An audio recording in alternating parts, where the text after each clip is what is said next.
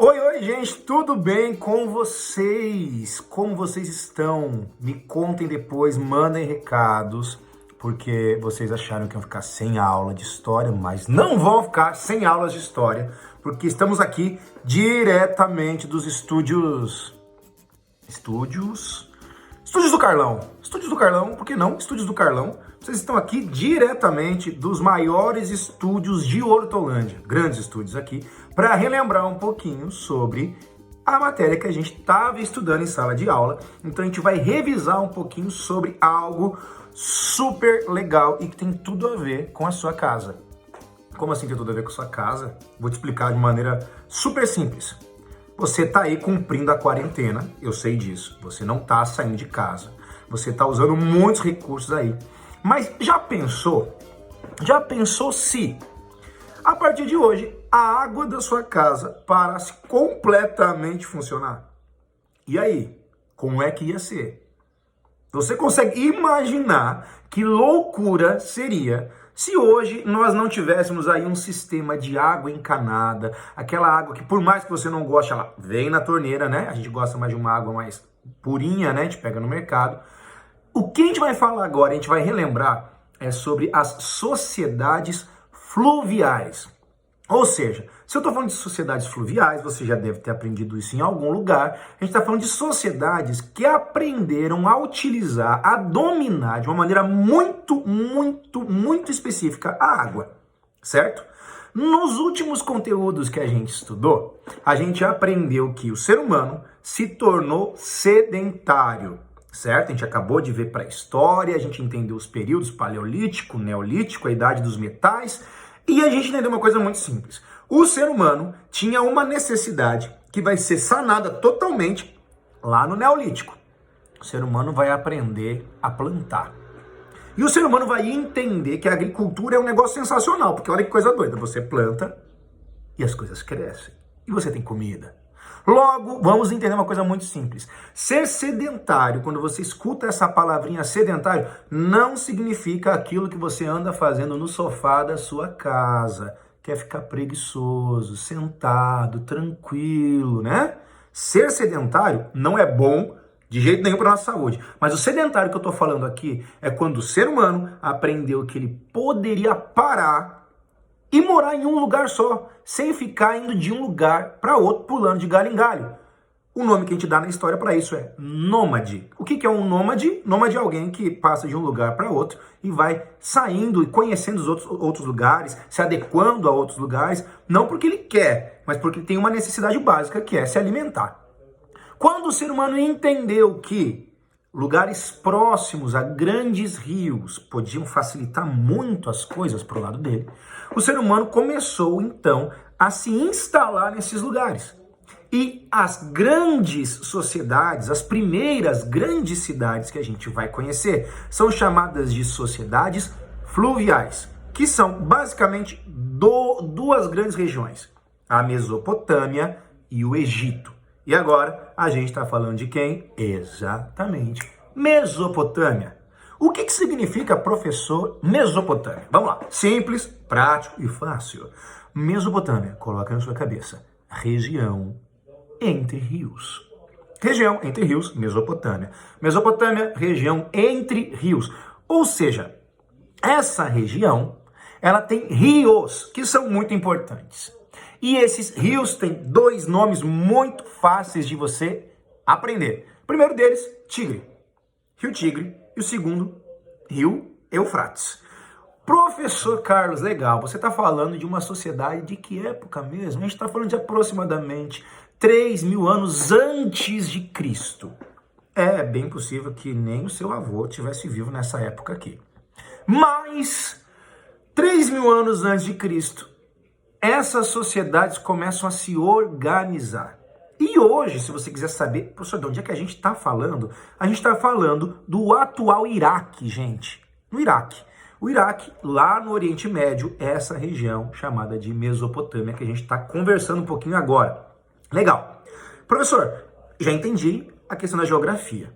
Existe uma região lá no Oriente Médio que se chama Mesopotâmia, é uma região entre rios, e os primeiros povos da antiguidade vão se instalar dentro dessa região. Legal, professor. Agora, o que acontece quando eles se instalam dentro dessas regiões? Primeira coisa importante que a gente precisa saber, gente, quando esses povos se instalam nessas regiões, a sociedade começa a se dividir em camadas, se estruturar, porque agora as pessoas não estão morrendo tanto, então as pessoas elas podem cumprir funções específicas. Então, quando a gente fala de pirâmide social, o que eu estou querendo falar para vocês? Como essa galera que vivia na Mesopotâmia se dividia nas suas funções, certo? Então vamos lá. Primeira coisa super importante que você entendeu sociedades fluviais era aquela galera que dominava os rios, que dominava os grandes rios. Para quê? Para a agricultura. Muito bem, primeira base. Depois a gente vai ter o comércio, a gente vai ter uma evolução fantástica, a gente vai falar sobre isso. Agora o que você precisa entender? Existiam vários e vários povos, esses povos estão lá no seu caderno, a gente aprendeu sobre isso, que vão viver na região da Mesopotâmia. Já a gente vai falar sobre os sumérios, a gente vai falar sobre os caldeus, a gente vai falar sobre os assírios, a gente vai falar sobre os babilônicos, a gente vai falar sobre vários povinhos legais. Só que todos os povos têm uma estrutura, né? Quem mandava, quem obedecia, como é que funcionava esse negócio. Vamos lá? Simplão para a gente entender. Primeiro ponto, quem mandava geral em todo mundo dentro da Mesopotâmia de uma maneira bem genérica. Primeiro, chefes de Estado. E olha um detalhezinho bem importante para você aqui. Os chefes de Estado, eles não eram considerados deuses, como algumas sociedades da antiguidade colocavam os seus líderes.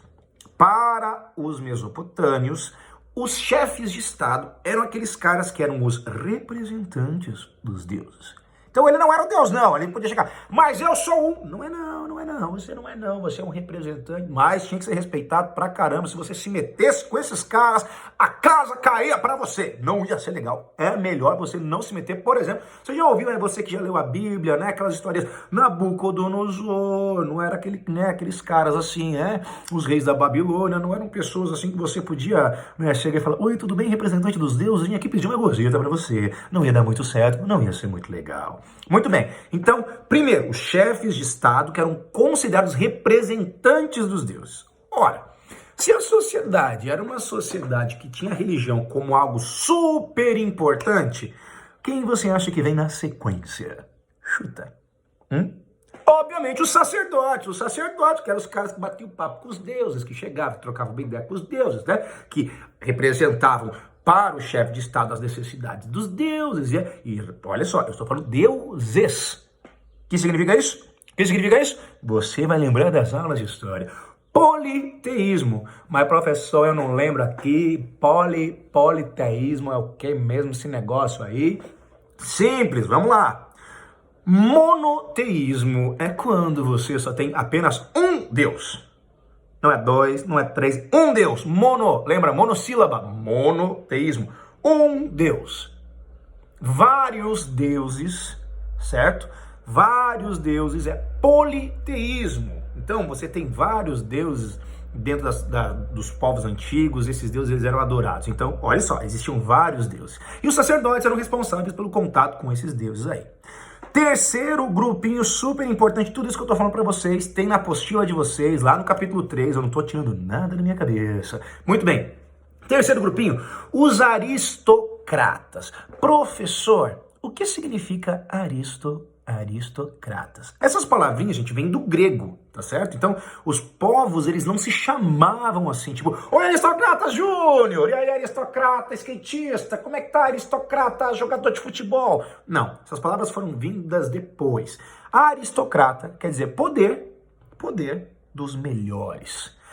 E quem eram os melhores nessa época? Você já entendeu. Os melhores eram aqueles que tinham as maiores terras, tinham mais poder. Esses caras eram os aristocratas. Muito bem, na sequência, professor de história, quem virá na sequência?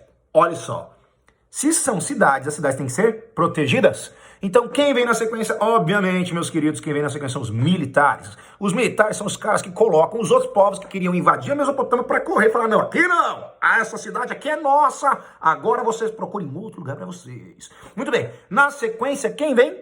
os comerciantes e os artesãos. Artesãos, não esqueçam da palavrinha como se pronuncia artesãos, ou seja, a galera que produzia, né, a galera que utilizava as suas habilidades manuais e também as suas habilidades comerciais de venda. Lembra que eu falei para vocês que a gente ia chegar nesse processo? Ou seja, os rios também vão se tornar fontes de riqueza para os povos da Mesopotâmia. E por último, né? Olha só o que sobrou, pai. Sobraram quem? Os camponeses e os escravos. Camponeses e escravos foram a galerinha que trabalhava mesmo. É aquela galera que, né, pegava no batente. Lembrando que os escravos não eram todos os povos da Mesopotâmia que a gente vai estudar que utilizavam esses escravos como meio de força de mão de obra. Mas eles existiam sim. E os comerciantes, não esqueçam, as sociedades fluviais para os comerciantes foram fundamentais, porque através dos rios agora começa-se um processo de entrega. O primeiro iFood que existiu, entregou, só que eram outros materiais. Muito bem, gente, então, primeira aulinha aqui para você relembrar tudo que a gente já falou. Na próxima aulinha que a gente vai ter na sequência, a gente vai falar de todos os povinhos da Mesopotâmia. Um abração, qualquer dúvida, tô aqui, um beijo e se cuidem.